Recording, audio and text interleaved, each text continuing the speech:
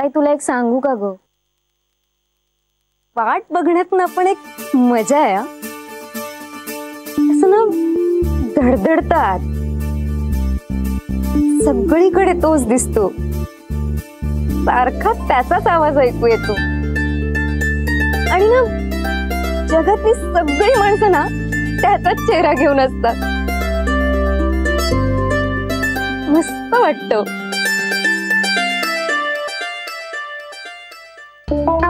आई स्वानंदी, तुझ्या आयुष्यात सगळं छान छान मिळतंय तुला, म्हणून तुला असं वाटतं. मी किती विचार करतो तुझा. इथे महेशला माझी आठवण येत असेल की नाही कोणाच ठाऊक. हे नाही हा, महेश खूप चांगला आहे आणि त्याचं तुझ्यावर जीवापाड प्रेम आहे. आणि अगं तेच महत्वाचं आहे. ताई तू ना त्याला थोडा वेळ दे. तू असं अचानक तुझं वेगळंच रूप त्याला दाखवलंयस, तो जरा भांबावला असेल. हॅलो, हे बघ, माझी पण काही हौस काही इच्छा आहेत की नाही. दरवेळी मीच कॉम्प्रोमाइज करायचं का? सतत मीच त्याला समजून घ्यायचं? अगं पण त्याने घेतलंय की तुला समजून. आता तुमचं लग्न झालं, तू अमेरिकेला गेलीस की असालच की तुम्ही राजा राणी.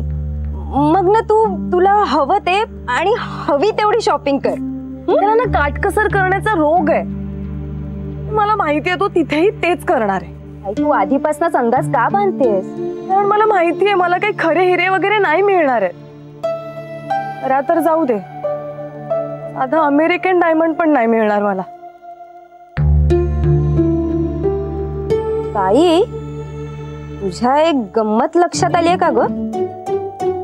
म्हणजे बघ, तू जर का अमेरिकेला गेलीस आणि जरी तू खरा डायमंड विकत घेतलास तरी तो अमेरिकन डायमंडच असेल ना.